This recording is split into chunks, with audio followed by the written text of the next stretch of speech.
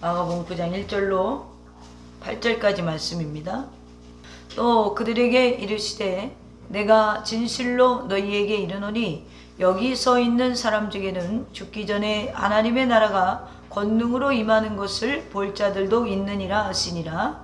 엿새 후에 예수께서 베드로와 야고보와 요한을 내리시고 따로 높은 산에 올라가셨더니 그들 앞에 변형되사 그 옷이 광채가 나며 세상에서 빨래하는 자가 그렇게 희게 할 수 없을 만큼 매우 희어졌더라.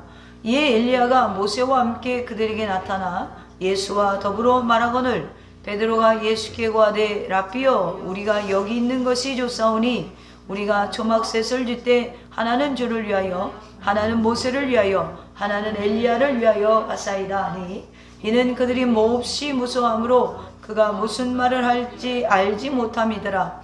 마침 구름이 와서 그들을 덮으며 구름 속에서 소리가 나되 이는 내 사랑하는 아들이니 너희는 그 말을 들으라 하는지라. 문득 둘러보니 아무도 보이지 아니하고 오직 예수와 자기들 뿐이었더라. 아멘. 할렐루야. 오늘 말씀의 제목은 변화되신 예수님이라는 제목으로 저와 여러분이 은혜를 나누겠습니다. 변화되신 예수님.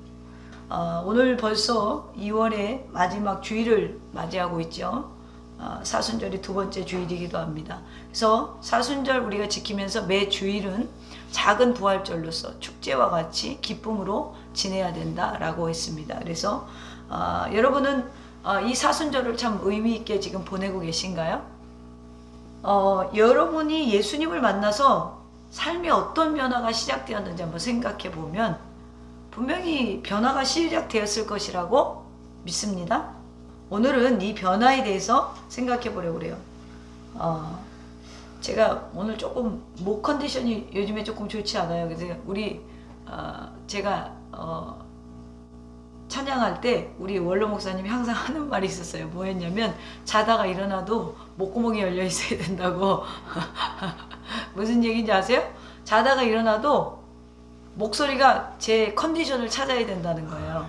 제가 오늘 아침에 물을 안 마셨어요. 일어나갖고 그러니까 입에 목으로 넘긴 게 하나도 없이 지금 가만히 강단에서 보니까 물을 안 마셨더라고요. 그래서 물을 안 마시면 저 컨디션이 안 좋거든요. 그래서 문득 그런 생각이 났어요. 어떤 상황 속에서도 너가 인도를 할 때 목소리가 트여야 된다. 이게 우리 엄마의 그 교훈이에요, 저에게. 그래서 그게 어떻게 돼? 목이 전날 쉬었는데 다음날 일어났는데 어떻게 이게 열려? 그러는데 여러분 훈련을 하니까요. 전날 쉬어도 그 다음날에 새벽에 또 나와요. 제가 여러분 새벽 기도에도 하루도 이렇게 목이 쉬긴 했지만 안 나온 적이 별로 없죠. 그게 그냥 된 게 아니에요. 제가 12년 전부터 목소리가 결절이 된 상태예요. 우리가 국악하시는 데 보면 득음하잖아요. 득음. 그래서 제가 폭포수 밑에 가야 되나. 그 찬양 인도할 때는 그런 생각도 했어요. 그런데 제가 왜 이런 얘기를 하냐면 우리는 저 같은 경우는 이제 목회자로 부름을 받았으니까 목회자로 부름을 받아서 목회자로서의 영향력을 끼치기 위해서 삶의 패턴이 바뀌는 거예요. 기도를 좀 더 했겠죠. 그리고 기도 인도회를 잘하기 위해서 연습을 좀 더 했겠죠. 남들보다 잠을 좀 덜 잤겠죠. 남들보다 성경을 좀 더 봤겠죠. 그러니까 목회자로 부름받았다는 걸 알고 나서는 내 삶이 이제 그렇게 패턴이 바뀌어지기 시작했단 말이에요. 그런데 우리 세상 사람들도 변호사가 되거나 의사가 되거나 또 어떤 직종이 전문 직종을 가졌을 때는 그걸 하기 위해서 점점 노력한단 말이죠. 그런데 우리가 그리스도인으로서 하나님의 자녀가 되었다고 하면서 삶의 변화를 못 가져온다? 여러분 그거 굉장한 문제지 않아요? 우리는 지금 질병이다 또 혹은 우리가 경제적인 어려움이다 사업의 어려움이다 이 어려움을 계속 보고 있지만 우리의 가장 큰 문제는 뭐냐면 하나님의 자녀라는 인식. 내가 하나님의 자녀로서 내가 이제는 어떤 것이 변화되어서 살아가야 되는지를 못 느끼고 살아간다는 것이죠. 이게 저는 사실 한국교회의 가장 큰 문제라고 생각해요. 사도 바울은 고린도후서 5장 17절에 보면 그런즉 누구든지 그리스도 안에 있으면 새로운 피조물이라 이전 것은 지나갔으니 보라 새 것이 되었도다. 자, 예수 믿는 사람들은 새로운 사람이 됐대요. 새로운 존재들이라 된 것이죠. 그런데 우리는 우리 스스로가 변화하기를 굉장히 힘들어해요. 왜 그래요? 아직도 옛사람에게 잡혀있기 때문에 그래요. 옛사람의 습성이 우리의 삶 가운데 성령의 소욕과 이 육신의 소욕이 항상 싸우고 있는데 육신의 소욕이 자꾸 나를 잡아 끌기 때문에 그래요. 그래서 우리 속에서는 변화를 원하면서도 변화하는 것을 싫어해요. 새롭게 변화되는 것을 배우러 간다고 예를 들어서 외국 여행이나 외국에 유학을 가면서 우리가 여행에 가장 많이 싸가지 가는 게 뭐예요? 고추장이에요. 우리 한국 사람이 여행을 가면서 가장 먼저 여행 가방에 넣는 게 뭐냐면 옷도 있고 뭐 여러 가지도 있지만 고추장을 꼭 챙겨가요. 왜 그래요? 가서 새로운 음식을 먹어봐야 되는데 그 음식에 대한 변화를 두려워해요. 설레는 여행을 가는 설레는 마음도 있지만 뭔가 새롭게 해서 거기서 내가 밥을 못 먹으면 어떡하지? 그리고 우리가 평상시에 먹었던 걸 싸가려고 해요. 마찬가지로 이제 우리는 하나님의 자녀가 되었어요. 새로운 길이 우리의 삶에 펼쳐졌어요. 그런데 우리 속에서는 이 길에 설레임도 있지만 우리의 옛사람은 자꾸 여행 가방에 고추장 넣듯이 새로운 음식을 두려워하듯이 이 길에 있어서 망설이는 우리 육신이 자꾸 우리를 끌고 내려간다는 것입니다. 그래서 우리가 조금 보면 새로워졌는데 왜 새로워지지 않아? 이렇게 설교하는 목사님들이 있어요. 근데 이거는 사실은 이 바울이 말한 의미를 몰라서 그래요. 이 본문은 중생했다는 거예요. 바울이 말하는 그런즉 누구든지 그리스도 안에 있으면 새로운 피조물이라 하나님의 자녀로 즉 입적됐다는 것이죠. 양자의 영을 받아서 하나님의 자녀가 되었고 이제는 이 뜻의 새로움으로 새로워졌으나 우리가 아직도 성화구원이 남아있다는 거예요. 하나님의 형상을 회복해가는 단계가 남아있다는 거예요. 이 싸움을 우리는 영적인 싸움이라고 하는 거예요. 그래서 우리는 오늘 이 중생에 대한 이야기는 하는 거 아니니까 그러면 저는 교회 안에서 살면서 제가 변화를 요구하지 않는 그 기독교인들을 굉장히 많이 봤어요. 그래서 제가 그토록 이 목회 현장에서 외치는 게 뭐냐면 삶의 현장에서 능력 있는 그리스도인이 돼야 된다는 거예요. 교회 안에서도 물론 능력 있는 그리스도인이 돼야 되지만 교회 밖에서 오히려 능력 있는 그리스도인이 돼야 돼요. 능력 있는 그리스도인이라는 게 뭘까요? 내가 가지 말아야 될 것, 내가 먹지 말아야 될 것, 내가 사귀지 말아야 될 것 분별할 수 있는 힘이 있다는 것이죠. 그리고 세속적인 가치관과 하나님의 가치관을 분별할 수 있는 힘이 있다는 거예요. 그런데 이 힘을 잃어버리면 세상에 나가서 그리스도인들이 그리스도의 능력이 없어요. 예수를 믿는다고 하지만 여전히 옛 품성을 그대로 고집하는 사람들, 옛 방식을 그대로 고집하는 사람들을 우리가 교회 안에서 굉장히 많이 봅니다. 여러분 죄송하지만 여러분의 삶에 변화가 없다면 죄송하지만 저는 기독교가 존재할 필요가 없다고 생각해요. 왜요? 하나님의 말씀은 반드시 살아있습니다. 그런데 그 말씀이 여러분 가운데 뿌려졌는데 내 속에서 반응하지 않는다? 그러면 기독교의 가치가 떨어진 거예요. 사실은 우리가 하나님 앞에 왔을 때 가장 먼저 뭘 회개해야 되는가? 하나님 말씀에 반응하지 못하고 하나님을 믿지 못했던 것. 그 진정한 회개가 우리 속에서 나와야 된다는 것입니다. 톨스토이는 러시아의 기독교의 무력을 바라보면서 이런 말을 했어요. 기독교인은 세상의 변화를 위해서 기도한다. 그렇죠? 우리 나라 민족을 위해서 기도하죠. 그렇다. 세상의 변화, 인류의 변화를 위해서는 기도하는 사람은 참으로 많다. 이 톨스토이가 한 말이에요. 그런데 자기 자신의 변화를 위해서 기도하는 사람은 그렇게 많지 않은 것 같다. 우리가 세상의 변화를 위해서 기도하기는 쉽지요. 왜 세상이 이렇게 살아가나? 세상이 좀 더 정의로울 수 없나? 그래서 기도합니다. 하나님, 세상을 변화시켜 주세요. 이 세상을 새롭게 하여 주십시오. 그러나 나 자신의 변화를 위해서 여러분 얼마나 기도하셨습니까? 바라기는 우리 더셈의 성도님들은 세상과 타인이 아닌 내가 변하기를 기도하는 주님의 자녀들이 되기를 축원합니다. 오늘 여러분 우리 이대로 좋습니까? 할렐루야. 이대로 좋습니까? 만족하십니까? 아니면 정말 내가 바뀌기를 원하십니까? 아니면 이 모습대로 살다가 그냥 죽는 것이 괜찮은 것 같습니까? 이제 여러분 변화를 원한다면 오늘 본문 속에서 배우시기를 바랍니다. 깨닫기를 바랍니다. 오늘 말씀에 보면 예수님께서 베드로, 야고보, 요한을 데리고 산에 오르십니다. 산에 오르셔서 변화되셨죠. 놀라운 모습으로 변화되셨어요. 3절 말씀에 그 옷이 광채가 나며 세상에서 빨래하는 자가 그렇게 희게 할 수 없을 만큼 매우 희어졌더라 라고 했어요. 놀랍게 변화됐다는 것이죠. 그런데 여러분 왜 이렇게 변화되셨는가 생각해 보셨어요? 왜 변화되셨을까? 그 이유를 알기 위해서 2절 말씀을 봐야 돼요. 엿새 후에 이렇게 시작되죠. 2절에 엿새 후에 이렇게 돼 있어요. 무엇을 한 후에 엿새가 지났다는 것일까요? 이 말은 우리가 지금 지난주에 얘기했던 마태복음 16장의 그 본문과 마가복음 오늘 8장의 내용이 같죠. 그 말을 하신 후에, 즉 무슨 얘기를 했어요? 27절로 29절에 보면 이제 예수와 제자들이 빌립보 가이사라 여러 마을로 나가실 때 8장입니다. 길에서 제자들에게 물어 이르시되 사람들이 나를 누구라고 하느냐 라고 했더니 어떤 사람은 엘리야 어떤 사람은 선지자 중에 하나이다 라고 했더니 예수님이 제자들을 보면서 너희는 그럼 나를 누구라 하느냐 라고 했어요. 그랬더니 베드로가 이렇게 대답했죠. 29절에 대답하여 이르되 주는 그리스도이시니다 라고 얘기했어요. 그리고 나서 34절에 보면 무리와 제자들을 불러 이르시되 누구든지 나를 따라오려거든 자기를 부인하고 자기 십자가를 지고 나를 따를 것이니라 라고 말씀하신 엿새 만에라는 뜻이에요.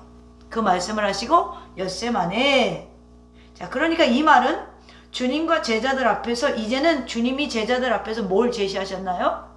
십자가의 길을 제시하셨어요. 좁은 길을 제시하셨어요. 그 길은 정말 고통의 길이고 죽음의 길이고 그걸 모르는 베드로에게 오히려 사탄아 물러가라 너는 나를 넘어지게 하는 자로다 하면서 사람의 일을 생각하는 베드로를 책망하셨어요. 그리고 나서 너희들 나를 따라오려면 누구든지 나를 부인하고 너희를 부인하고 너희 십자가를 지고 따라오너라 라고 말씀하셨어요. 그럼 6일 동안 이 제자들이 무슨 생각을 했을까요? 뭔가 의미심장한 말씀을 남기셨잖아요. 주님은 성경을 보면 제자들을 계속 테스팅하세요. 내 말 알아들었나? 쟤들이 내가 하는 말을, 하는 행동을 의도로 지금 캐치하고 있나? 테스팅한단 말이에요. 그래서 이 변화산에 특별히 이제 베드로와 야고보와 요한을 데리고 올라가셨어요. 그리고 나서 지금 자신이 변화된 모습을 베드로에게 보여주십니다.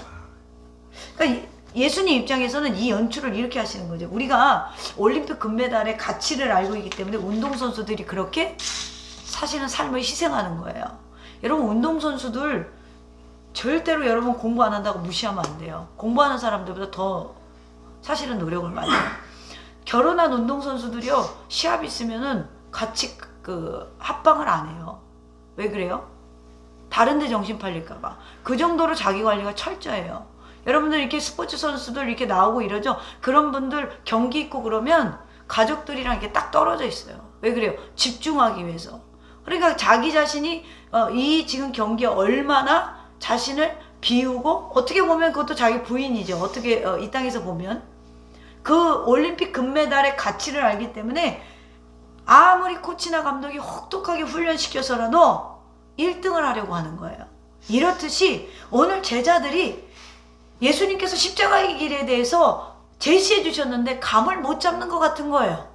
그러니까 예수님께서는 이러는 거예요. 맞춤형 과외를 하시는데 야 너희들이 가는 십자가의 영광이 어떤 것인지 내가 보여줄게. 그래서 변화산에서 엘리야와 모세와 함께 앉은 예수님을 보여주시는 거예요. 너희들이 받을 영광이 이 정도다.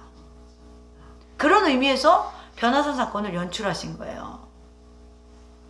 그래서 하늘의 영광을 지금 보여주시는 거라는 거예요. 그렇기 때문에 제자들로 하여금 십자가의 길을 가치가 이렇게 있는 거야. 하나님의 일에 가치가 이렇게 있는 거야. 저희 어머니는 저 목회자들하고 한 번도 기도를 안 하셨대요. 너무나 힘드니까. 그때는 우리 어머니가 하늘의 가치를 모르셨던 것 같아. 그러니까 우리 딸이 그렇게 되기를 원치 않았겠던 거겠죠. 그래서 한 번도 기도를 안 했는데 그냥 이렇게 기도하셨대요. 하나님 뜻대로 하소서. 그랬다는 거예요. 하나님 뜻대로 했는데 목사가 됐죠. 하나님 뜻대로 우리 어머니는 그냥 뒤에서 기도만 했지 이렇게 저렇게 한 번도 그런 적이 없어요. 그러니까 하나님 뜻대로 놔뒀더니 뒤에서 기도만 했더니 목사가 됐어요. 근데 이제 목사가 됐는데 또 기도하셨대요. 뭐라고 기도하셨냐면 하나님 저랑 같은 은사는 주지 마시옵소서. 왜 그러냐면 그 은사가 굉장히 고독하고 힘든 은사거든요. 기도원 사역이 굉장히 고독한 거예요. 빈들과 같은 항상 넓은 마음을 갖지 않으면 하지 못하는 사역이에요. 그러니까 하나님 우리 딸은요 그러면 주의종으로 불렀으면 그래도 적어도 나와 같은 달란트는 주지 마세요. 이렇게 기도했다는 거예요. 그때까지도 우리 어머니가 하나님의 가치를 몰랐던 것 같아요. 그러니까 그렇게 기도하셨겠죠. 그런데 하나님의 가치를 알고 나서는 우리 어머니 기도가 조금 달라졌어요. 어떻게 기도하시냐면 하나님 앞에 조금 더 뭐라 그래야 될까요? 흔들리지 않고 빈틈이 없고 하나님 앞에 마음에 맞는 종이 되게 하여 주시옵소서. 그렇다는 기도의 제목은 하나님이 어디로 가갖고 순교를 해서 사자가 찢어발겨도 괜찮다라는 거거든요. 그러니까 사실은 그게 무서운 기도죠. 하나님 앞에 그냥 하나님이 원하는 대로 서 있게 하여 주옵소서. 왜요? 점점 영적으로 성장할수록 우리가 뭘 할 수 있냐면 내가 가는 길에 우리가 믿는 이 신앙의 길에 가치를 알아요. 가치를 안다는 거예요. 그런데 예수님을 옆에서 보고 같이 밥 먹고 같이 기도하고 같이 살았던 제자들이 예수님의 의도를 모르는 거예요. 그러니까 예수님이 제자들을 이끌고 변화산으로 올라가십니다. 너희들에게 나의 영광을 보여주겠다. 너희들이 갈 길에 영광을 보여주겠다. 너희들이 담대하고 기쁘고 십자가 후에 영광스러운 모습을 보여주시기를 원했던 것입니다. 이 주님의 영광은 우리들에게 항상 엄청난 에너지를 주죠. 하나님이 어떤 분이라는 걸 알고 있으면 우리에게 굉장히 힘을 부여해 주신다는 거예요. 잘 생각해 보세요. 여러분 성경에 위대한 일을 한 사람은 다 하나님의 영광을 봤어요. 모세가 광야 가시떨기 가운데 나무 가운데서 하나님의 영광을 보므로 이스라엘의 지도자가 됐죠. 어린 사무엘이 성전에서 하나님의 음성을 들음으로 위대한 선지자가 되었어요. 이사야 6장에서 하나님의 영광을 보니까 이스라엘의 위대한 선지자가 됐어요. 이 전까지 이사야는 머리만 엘리트였던 선지자예요. 근데 이 6장을 통과해서 완전히 바뀐 거예요. 성령의 선지자로 바뀌었다는 거예요. 스데반이 순교할 때 사도행전 7장 55절에 보니까 스데반이 성령이 충만하여 하늘을 우러러 주목하여 하나님의 영광과 및 예수께서 하나님의 우편에 서신 것을 보고 그걸 보고 나니까 스데반이 돌로 맞으면서 웃음을 잃지 않았어요. 하나님이 우리에게 제시하신 이 길의 영광의 가치를 알면 죽으면서도 순교하면서도 기쁨으로 웃을 수 있고 그들의 죄를 오히려 용서해달라고 기도할 수 있어요. 스데반이 순교할 수 있는 에너지가 즉 위로부터 오는 힘을 공급받았기 때문에 가능했다는 것입니다. 하나님의 영광은 이렇게 우리에게 위대한 에너지를 줍니다. 하나님의 놀라움을 우리가 경험할 수 있는 우리는 진정한 그리스도인이 되어져 가는 것입니다. 그 영광의 힘으로 우리는 능력이 종이 되는 거예요. 저는 여러분이 이 영광을 보기를 축원합니다. 저나 여러분들이 정말 그 영광스러운 모습을 볼 수 있으면 좋겠어요. 그래서 우리가 가는 이 신앙의 길에 가치를 하셨으면 좋겠어요. 우리가 할 수 없는 그 위대한 하나님의 일을 하면서 심지어 순교까지 하는 성장하는 그 순간까지도 기쁨으로 갈 수 있는 겟세마네 동산에 주를 생각할 때에 근심이나 걱정을 외면할 수 있을까? 나를 항상 버리고 주를 따라가겠네. 빌라도의 뜰에선 그곳까지 예수님의 제자만 함께 할 수 있어요. 왜요? 그 길의 가치를 알기 때문에. 오늘 변화하신 예수님의 모습이 이 영광스러운 예수의 모습, 이 속에서 우리는 두 가지를 볼 수가 있습니다. 첫째는 제자들이 늘 보던 모습이었어요. 베들레헴에서 태어나시고 나사렛에서 자라셨고 미소도 있었고 눈물도 있었고 고통과 슬픔도 있는 우리와 똑같은 마음으로 똑같이 아파하고 똑같이 눈물을 흘려주시던 그 예수님의 모습. 그런데 제자들과 많은 사람들은 이 얼굴을 보고 굉장히 충격을 받았죠. 왜냐하면 우리와 똑같은 모습이지만 예수님의 얼굴에는 항상 불평이 없었고 원망이 없었고 늘 감사와 또 평안함과 사람들을 위로하는데 피곤함이 없으셨어요. 그래서 사실은 목회자는 사실은 성도한테 피곤함을 느끼면 그건 아직까지도 먼 거예요. 네, 목회자의 자질로서 내가 이렇게 말했으니까 지키려고 노력하겠죠. 할렐루야. 이런 거에 피곤해하면 사실은 목자의 자격이 없는 거예요. 왜냐면 목자는 항상 양이 어디로 삐뚤어 나가나 지켜봐야 되거든요. 근데 예수님이 그걸 본을 보여주셨다는 거예요. 예수님도 여러분 배고픔이 있고 피곤함이 있고 짜증날과 불평날 환경이 얼마나 많았어요. 아무리 고통스럽고 힘들어도 원망하거나 미워하지 않는 얼굴, 우리로서는 상상할 수 없는 하나님의 얼굴. 그러나 그 얼굴이 사단에게는 두려웠어요.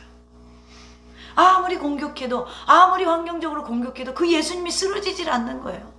십자가의 그 고통의 그 자리까지 가면서 사단이 그토록 예수님을 힘들게 했는데 예수님 끝까지 사명을 완수하시는 거예요.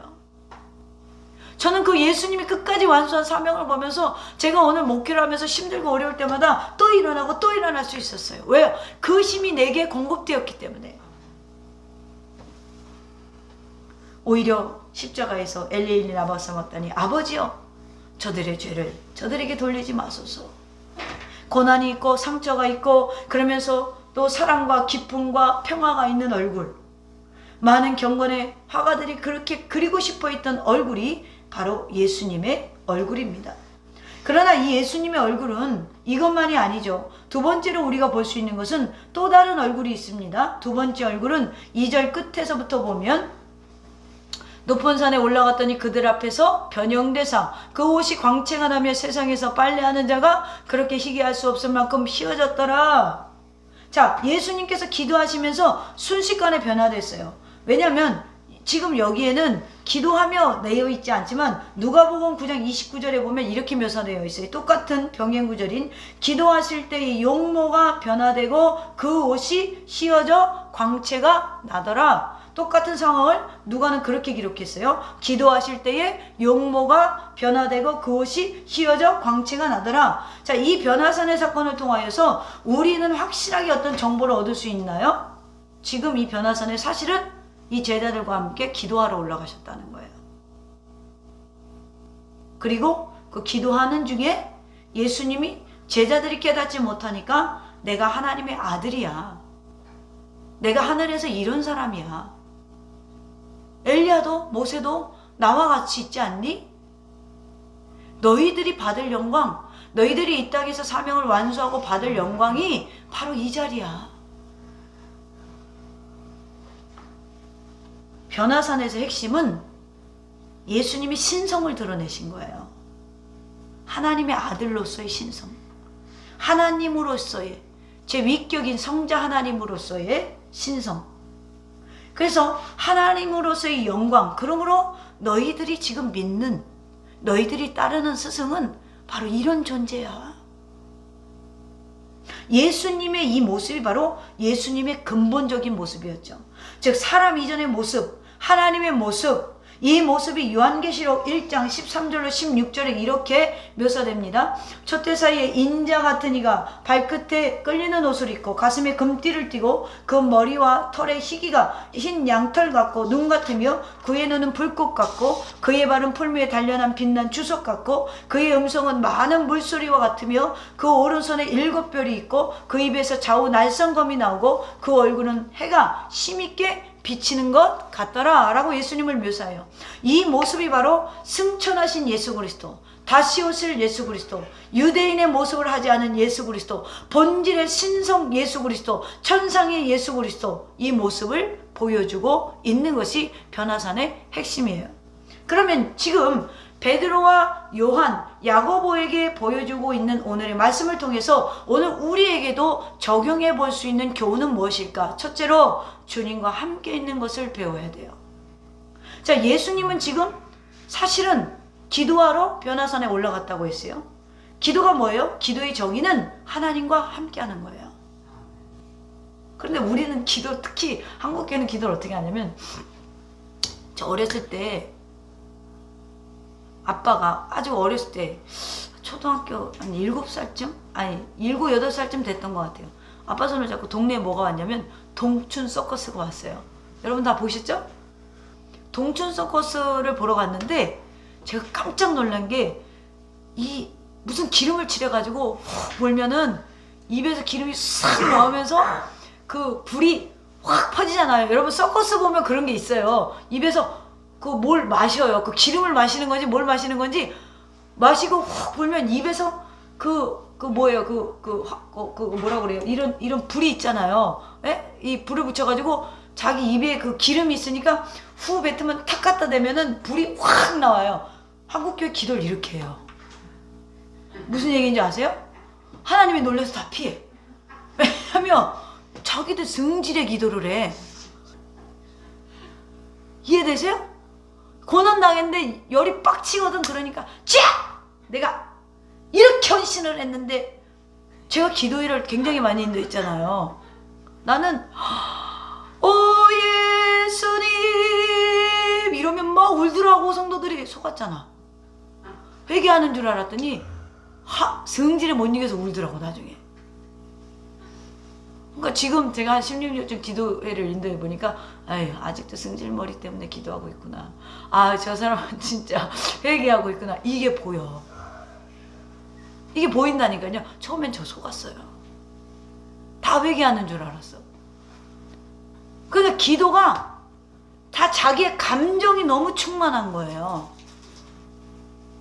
제가 왜 이야기를 하냐면, 기도는 주님의 임재를 느껴야 돼요. 근데 자기 감정이, 물론 우리가 인간인지라 저도 그럴 때가 있죠. 제가 우스갯소리로 그래요. 주님의 보좌가 뚫어졌을 거라고. 왜? 하도 삿대질을 하면서 기도를 해갖고. 내가 아무리 하나님을 위해서 살려고 그래도 하나님이 나를 안 도와주는 것 같으니까 화가 나가지고 맨날 하나님 강대상 앞에 가고 삿대질을 하면서 기도를 했어요. 왜 나한테 이러냐고. 근데 그렇게 기도하는 시즌도 있지만 우리의 인생에 있어서 그건 어린 신앙이에요. 그러면 10년, 20년, 30년, 40년 예수 믿었는데 아직도 불을 붙인 것 같이 파이어! 그러고 나가는 거야. 그럼 주님의 임재를 느낄까요? 사실은 이런 기도를 해가면서 성장하는 거예요. 이런 기도도 안 하면 문제가 있어. 그거라도 해야 돼. 어쨌든. 그런데 기도는 주님과 함께 있는 것을 배워야 되는데, 나의 일방적인 것만 구하면 사람과 사람도 마찬가지예요. 사람과 사람도 가정에서 부부가 자기 감정만 얘기를 하는 거야. 아내는 아내 힘든 거, 남편은 남편 힘든 것만 얘기를 하면 그 가정은 깨지게 돼 있어요. 설사 이혼서류에 도장을 안 찍었다고 해도 그 가정엔 사랑이 없어요. 왜요? 자기 입장만 계속 얘기하니까. 서로 커뮤니케이션이 안 돼요. 우리 아내가 집에서 얼마나 힘들까? 우리 남편이 나가서 얼마나 힘들까? 내가 농담으로 하는 얘기가 있어요. 나는 우리 남편 눈에 넣어도 안 아파요. 할렐루야. 왜 그런지 아세요? 제가 그렇게 목회를 하는데 정말 한 번도 불평을 안 하고 옆에서 따라와 줬거든요. 그러니까 저는요, 자고 있으면 난 발도 주물러줘. 할렐루야. 집에서 실천하세요. 왜? 우리 가정을 위해서 발로 뛰고 있잖아요. 얼마나 그 귀한 발이에요. 곰발바닥 같이 생겼지만 얼마나 귀한지 몰라요. 그러니까 뭐예요? 그 사람의 고통과 아픔과 그 사람이 겪고 있는 걸 내가 다는 몰라요. 왜요? 24시간 같이 있지는 않지만. 그렇지만 힘들겠다라고 한 번만 이해를 하면 그 사람이 더 사랑스러워지는 거예요. 그런데 뭐가 힘들어? 난 기도하냐고 힘들어. 당신이 목회하는 거 그 고통을 알아? 이렇게 얘기를 하면 우리 집은 이제 깨지는 거예요. 깨지는 거예요. 왜요? 주님이 마음을 헤아려 주라고 붙였는데 전혀 헤아리지 못하고 있거든. 그러니까 깨지죠. 부부가 아니죠. 자녀도 마찬가지예요. 왜 저 자녀가 예수를 안 믿는지 한 번이라도 입장을 조금만 낮춰서 생각하면 그 자녀가 뭐 때문에 쟤는 그렇구나. 성격이 저래서 그렇구나. 공부를 저렇게 해서 그렇구나. 여러분, 유전공학한 사람 보고 하나님 믿으라는 거 쉬워요? 쉽지 않아요. 쉽지 않아요. 그러면은 쟤는 우리 자녀는 애초부터 그 대학을 보내지 말았어야지. 국가를 보내놓고 너 왜 하나님 안 믿어? 그러면 난 믿을 수가 없어. 커뮤니케이션이 안 되는 거예요. 하나님이랑도 마찬가지란 말이에요. 하나님과도 소통할 줄 아셔야 돼요, 여러분. 하나님의 소리를 들을 줄 알아야 된다는 거예요. 그 방편이 기도를 하는 거죠.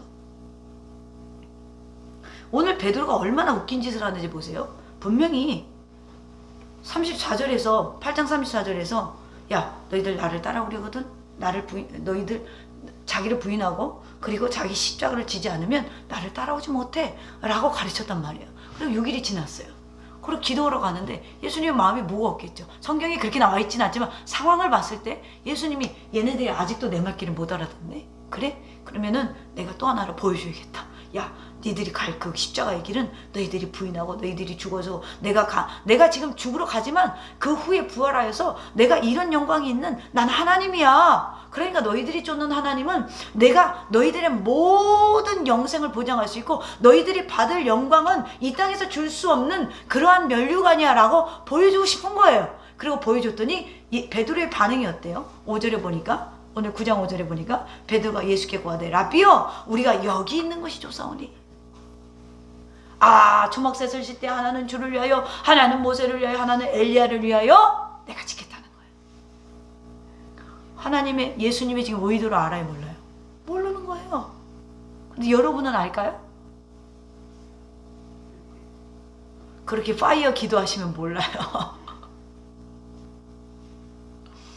제임스 휴스턴이라는 사람이 이렇게 말했어요. 그 책에서 기도는 하나님과의 관계이다. 마치 부부와 같이, 친구와 같이 있는 것처럼 기도하는 것이 기도다.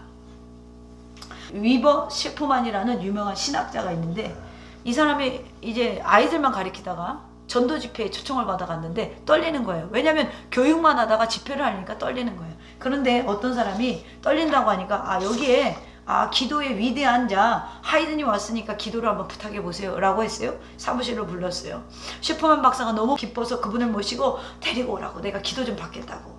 그래서 셰프만 박사는 무릎을 꿇고 겸손하게 하이든 선생에게 내가 설교하려고 하는데 떨려서 못하겠다, 기도 좀 해주세요. 그래서 하이든이 그래요, 내가 기도할 테니까 같이 기도합시다. 그리고 박사의 손을 잡고 하이든 선생이 이렇게 기도하는 거예요. 1초, 2초, 3초, 4초, 5초, 6초. 침묵이야. 아무 말도 안 해. 10초가 지나고 20초가 지나고 10분 동안 아무 말도 안 하는 거예요. 손을 붙잡고.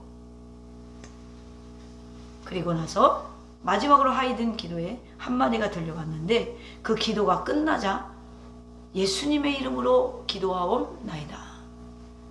그 기도가 끝나자마자 셰퍼만 박사는 방안이 따뜻해지는 걸 느꼈다는 거예요. 아무 말도 안 했는데 자기의 심령이 뜨거워지는 걸 느꼈다는 거예요. 뭐예요? 설명할 수 없는, 셰퍼만 박사는 이렇게 표현합니다. 나중에 나는 그날 기도를 배웠다. 기도는 하나님의 임재 속에 들어가는 것이다. 그리고 기도는 하나님의 영광을 보는 것이다. 이 얼마나 놀라운 정의입니까? 지금까지 우리는 주님과 함께 있는 것을 배우지 못하고 계속 일방적인 기도를 굉장히 많이 했을 거예요. 그래서 베드로와 같이 주님의 뜻을 알지 못하고 여기가 있는 것이 좋습니다. 주님은 너희들이 섬기고 너희들이 가야 그곳이 얼마나 영광스러운 자리인지 내가 보여줄게 이러고 계시는데 주님 여기가 좋사오니. 왜 이런 현상이 나와요? 일방적으로 주님을 해석하기 때문에 그래요. 기도는 하나님을 배워가는 거예요. 하나님의 뜻을 알아가는 거예요. 그리고 하나님을 임재를 느끼는 거예요. 우리가 물론 통성으로 연합으로 누구를 위해서 중보하고 오늘도 우리가 중보했지만 그런 기도를 할 때도 있죠. 그러나 여러분 개인 기도할 때는 하나님의 임재를 좀 느껴보세요. 사랑하는 더셈의 가족 여러분, 하나님의 영광을 바라보면서 믿음 생활 하시기를 원하십니까? 그러면 기도하세요. 기도는 반드시 해야 돼요. 그러나 내 소원을 말하는 기도가 아니라 주님 안에 들어가는 기도를 배우셔서 주님과 함께 있는 것을 배우시기를 축원합니다. 두 번째도 우리가 이 영광을 보려면 어떤 것을 교훈받을 수 있어요? 주님의 음성을 들을 줄 알아야 돼요. 이 세 제자가 어떻게 주님의 음성을 들었습니까? 변화산 주님의 모습이 모세와 엘리야와 더불어 있고 난 후에 들었어요. 이것은 중요한 의미를 줍니다. 아시다시피 모세와 엘리야는 구약시대의 영웅이에요. 모세는 율법을 대표하는 사람이고 엘리야는 선지자를 대표하는 사람입니다. 그런데 이들이 예수님과 같이 변화되어서 앉아있다는 것입니다. 이 모습을 보고 너무 놀라 주님 여기에다가 내가 있사오니 초막셋을 짓겠습니다 라고 하는데, 이 말을 할 때 누가복음 9장 32절에서 재미있는 증거를 누가가 기록했는데 어떤 내용이냐면, 베드로와 및 함께 있는 자들이 깊이 졸다가 온전히 깨어나 예수의 영광과 및 함께 선 두 사람을 보더니 그랬다는 거예요. 변화산에 올라가서 예수님이 지금 변화산에서 모세와 엘리야와 있는데 이 제자들은 졸았다는 거예요. 졸다가 눈을 떠보니까 깜짝 놀란 거예요. 깜짝 놀라가지고 초막셋을 짓겠다고 한 거예요. 베드로가 졸았어요. 졸았다고 해요. 분명히 졸았다고 표현해요. 졸다가 보니까 지금 엉뚱한 소리 하고 있어요. 저는 이 말씀이 주는 교훈이 있다고 생각해요. 이 제자들은 기도하고 거행하고 금식하고 선행하면서 깨끗이 살다가 주님의 영광을 보게 된 게 아니에요. 지금 멍청이 졸다가 주님의 영광을 봤어요. 한편으로 보면 주님의 영광을 볼 자격이 있는 자예요, 없는 자예요? 없어요. 다만 졸다가 부스스 떠보니까 어느 사이에 내가 주님의 영광에 참여하고 있는 거예요. 그런데 여러분, 여기에 전적인 하나님의 은혜가 있는 거예요. 우리가 하나님의 영광을, 하나님의 십자가를 질 그러한 자격이 있는 자들이 아니에요. 우리도 베드로와 같이 졸다가 성령이 급해서 주님 여기가 좋사오니 초막셋을 짓겠습니다. 주님의 의도를 모를 수도 있어요. 그런데 우리 주님이 얼마나 자상하신지 끝까지 얼레고 달래서 베드로를 십자가 지게 하십니다.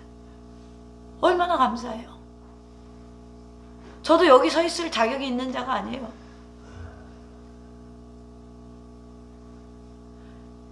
하나님의 은혜가 아니면 여기 서 있을 수 없죠. 그런데 우리가 뭐라고 남을 판단하고 시기하고 질투하고 남을 정죄하게 했어요. 우리 한 사람 한 사람이 구원받을 수 있는 자격이 없는 자들인데 하나님의 100% 은혜로, 어쨌든 이들은 말해보자면 억지로 마지못해서 주님을 따라 깊은 밤에 높은 산까지 기도하러 올라갔다가 거기에 놀라운 은혜가 있었어요. 예수님의 변형된 모습을 목격한 베드로의 태도. 그리고 나서 6절에 보면 이는 그들이 몹시 무서함으로, 그러니까 베드로가 지금 여기가 좋사오니 주를 위하여 하나 짓고 모세를 위하여 하나 짓고 엘리야를 하나 위하여 죽겠나이다 라고 했는데 6절에 보면 이는 왜 그렇게 말했냐면 이런 뜻이죠. 그들이 몹시 무서워함으로 그가 무슨 말을 할지 알지 못함이더라. 그러니까 하나님의 어떤 영광을 보고 너무 당황했다는 거예요. 그리고 나서 제대로 깨닫지 못하는 자들을 보시고 구름이 와서 7절에 마침 구름이 와서 저희를 덮으며 구름 속에서 소리가 나되 이는 내 사랑하는 아들이니 너희는 그의 말을 들으라 라고 8절에 보니 문득 보니 모세와 엘리야는 없어지고 예수와 제자들 뿐이었다. 내 마음 앞서지 말고 주님의 음성을 들으시기를 축원합니다. 내 마음이 앞서면 하나님이, 그러니까 주님이 싹 스탑시켜 놓잖아요. 야, 내 사랑하는 아들을 말을 들으라. 그렇습니다. 사랑하는 더셈의 성도 여러분, 오늘 이 변화산의 기적은 하나의 사건뿐 아니라 실은 하나의 언약, 하나의 약속이기도 해요. 왜요? 베드로의 신비한 체험으로 끝나는 것이 아니라 구체적인 약속입니다. 1절을 보면 중반쯤에 보면 여기 있는 사람 중에 죽기 전에 하나님의 나라가 권능으로 임하는 것을 볼 자들도 있느니라. 주님께서 이렇게 말씀하셨어요. 이 말씀을 제자들에게 말씀하시고 엿새 후에 이 사건이 일어났다는 것입니다. 그러므로 이 사건은 일시적으로만 하나님의 나라 그 신비의 영광을 보여주시는 거예요. 오늘 우리가 인생길을 갈 때 힘들고 어려운 일을 만날 수 있어요. 성경은 무조건 축복받는다는 이야기를 한 번도 한 적이 없어요. 성경에서 주시는 축복에는 항상 전제 조건이 있어요. 성경을 깊이 보면 축복을 받은 자들이 한 전제 조건이 있다는 거예요. 하나님 마음이 맞는 게 있다는 거예요. 근데 하나님은 넉넉하신 분이라서 100% 우리가 하나님께 만족시켜 드릴 수 없다는 걸 아셔요. 그래서 제가 이렇게 사람들을 보니까 어느 한 부분만 하나님이 만족해도 하나님이 굉장한 축복을 주시더라고요. 그러니까 어느 한 부분 하나님께 우리가 전진해 나가는 그 믿음, 그 믿음이 우리에게 있어야 된다는 것이죠. 그런데 주님께서 우리가 인생에 있어서 고난을 받고 힘들고 어려울 때마다 하나님은 우리에게 힘을 보여주셔요. 마치 변화산에서 하나님의 영광을 보여주시지. 오늘 우리가 어려운 일, 막힌 일, 막다른 길을 만났을 때 우리는 주님께서 가끔 오아시스를 만나듯이 마실 물을 공급해 주시면서 우리에게 새 힘을 주시는 분이에요. 저는 힘들 때 항상 로덴나무에서 엘리야가 기도했던 거 생각해요. 여호와여 여호와여 능력하오니 오늘 나의 영혼을 취하소서. 저도 그런 기도 한 적이 있어요. 차라리 죽으면 좋겠습니다. 참 너무나 힘들어서 차라리 그냥 내가 목회하다 죽으면 천국 갈 거 아니에요, 주님? 그냥 저의 영혼을 데려가시면 좋겠습니다. 라고 한 적도 있습니다. 그런데 주님이 엘리야에게 어떻게 해요? 천사를 동원해서 고기를 굽고 마실 물을 주시면서 야야 먹고 일어나. 너 더 먹어야 되지 않겠니? 너 이 길을 갈기에 힘이 부족하다. 더 먹어라. 라고 때때로 우리에게 만나와 메추라기와 생수를 부어주시는 주님이 우리 곁에 계십니다. 그러므로 오늘 변화산 사건은 그저 흩어져가는 기적이 아니라 우리가 인생에 있어서 어려움을 만나고 우리의 십자가를 지고 가는 이 길에 있어서 하나님이 영광을 보여줌으로 인해서 그 영광으로 힘을 공급받고 새롭게 일어날 수 있는 그러한 에너지로 공급받을 수 있는 말씀이 되기를 주님의 이름으로 축원합니다.